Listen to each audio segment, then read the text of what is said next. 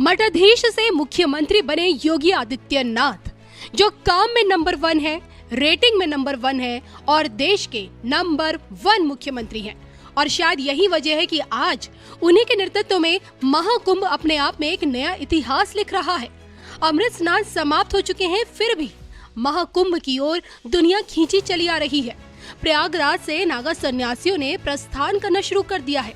संगम नगरी से देश का संत समाज अपना बोरिया बिस्तरा उठा रहा है, लेकिन यहाँ आने वाली श्रद्धालुओं की भीड़ में कहीं कोई कमी नहीं है।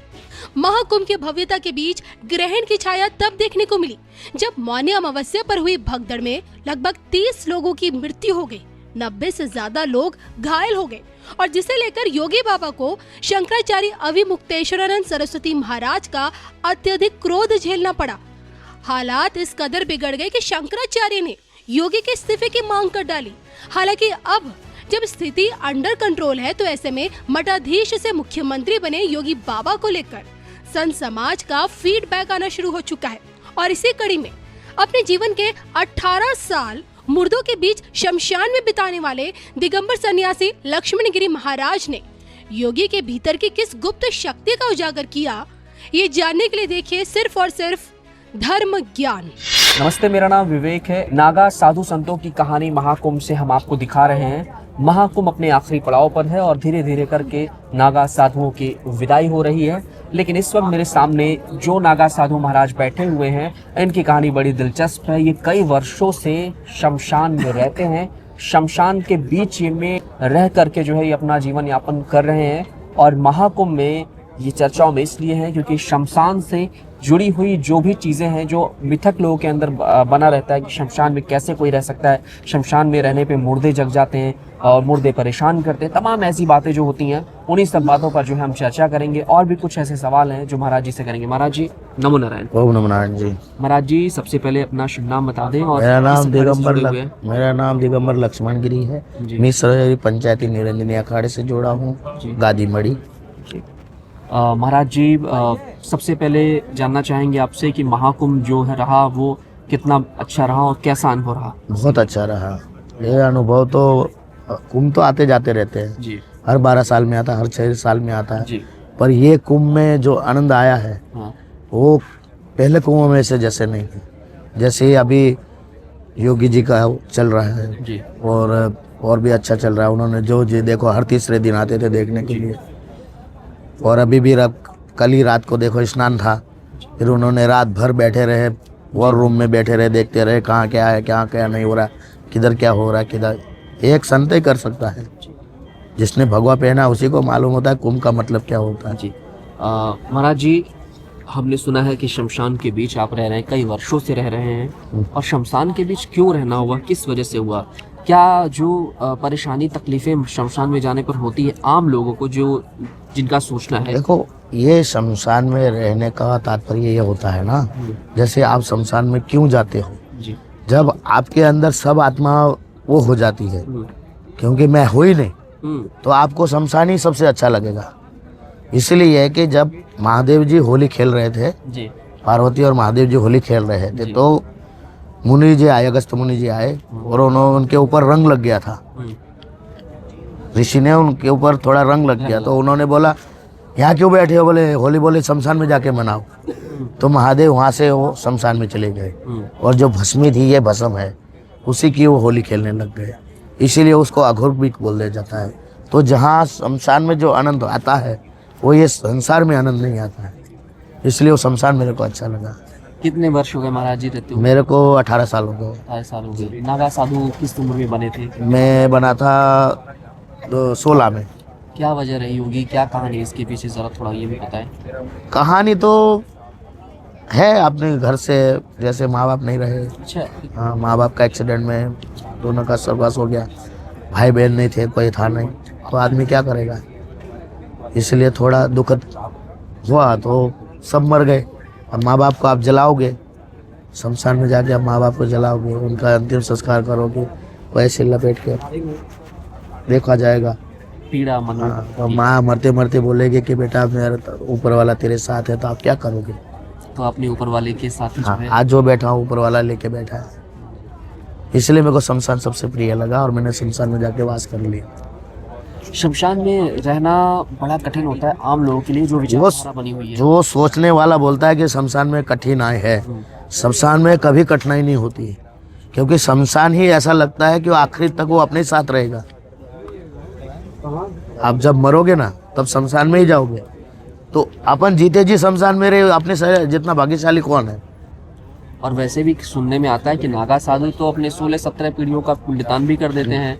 तो पिंडदान करना एक तरीके से मोक्ष प्राप्त कर लेना, और मोक्ष प्राप्त करके कि आप जीवित होकर के भी नहीं है। हाँ, तो ये उसी को बोलते हैं ना संस्कार। जैसे संस्कार होता है, जैसे भगवान श्री कृष्ण ने और बलराम जी ने संस्कार कराया था, तो मुंडन कराया, ये कराया, फिर स्वयं ने दीक्षा लिया। दीक्षा लेने के बाद ही फिर वो किया जाता है। जो कृष्ण भगवान का जो बाल मुंडन हुआ था वो हमारे अंबाजी में हुआ था, गुजरात में।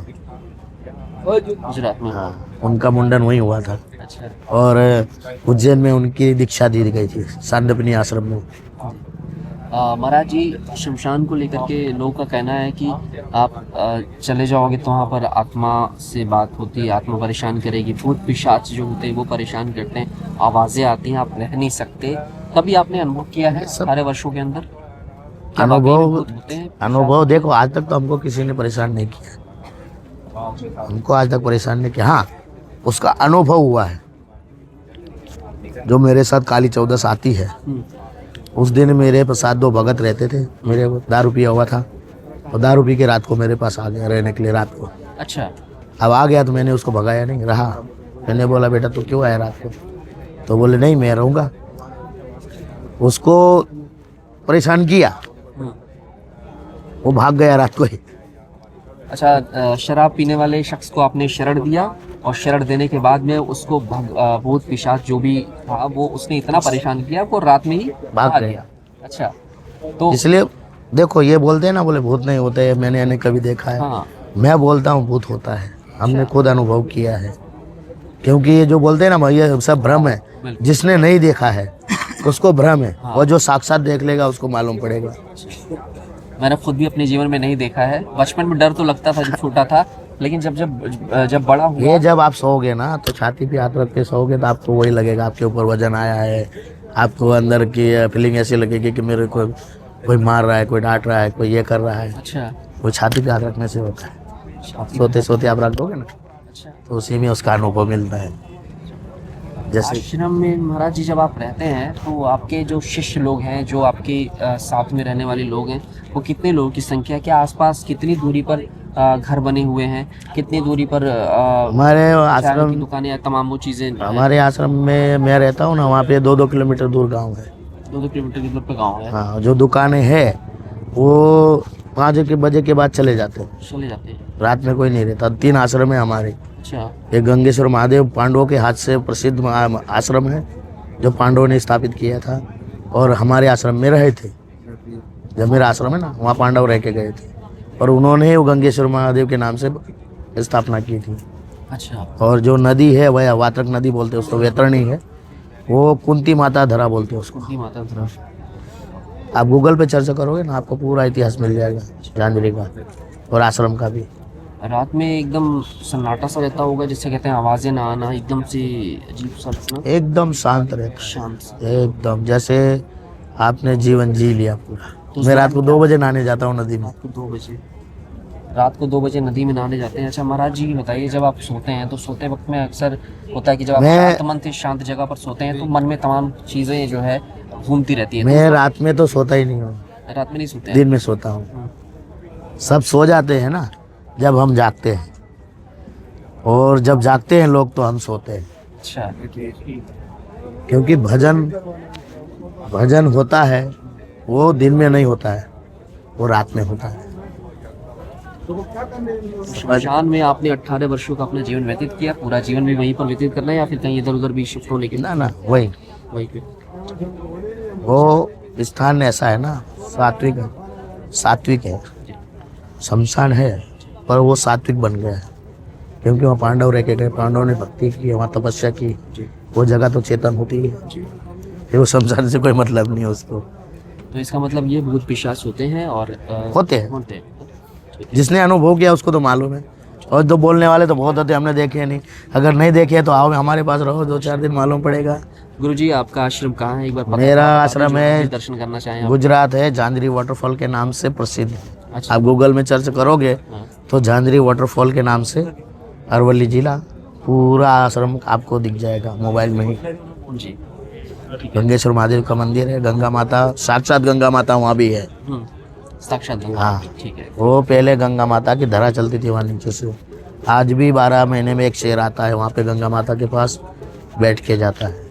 बैठ जाओ। ये तो एक अच्छी सी जगह है हाँ। जहाँ पर आप देखिए, एक अच्छी जगह है जहाँ पर आप गंगा जिसके बच्चे भी नहीं होते हैं ना, हाँ, वो गंगा माता के आशीर्वाद से बच्चे भी होते हैं। क्या बात है। वो इतनी पवित्र जगह है, तो वहाँ पालने बनते हैं, गंगा माता का आशीर्वाद लेते हैं ना, तो जिसका बच्चा नहीं होता है वो भी गंगा माता के आशीर्वाद। मेरे हाथ से 3 बच्चे हुए।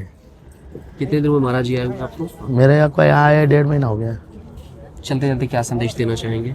मैं चलते चलते ये संदेश देना चाहता हूँ कि आप आइए, और कुंभ तो अभी हम तो जा रहे हैं, बाकी 7-6 अखाड़े तो यहाँ रहने वाले हैं, वो तो यहाँ पूरा रहेंगे। कौन से अखाड़े रह रहे हो? रामानंदी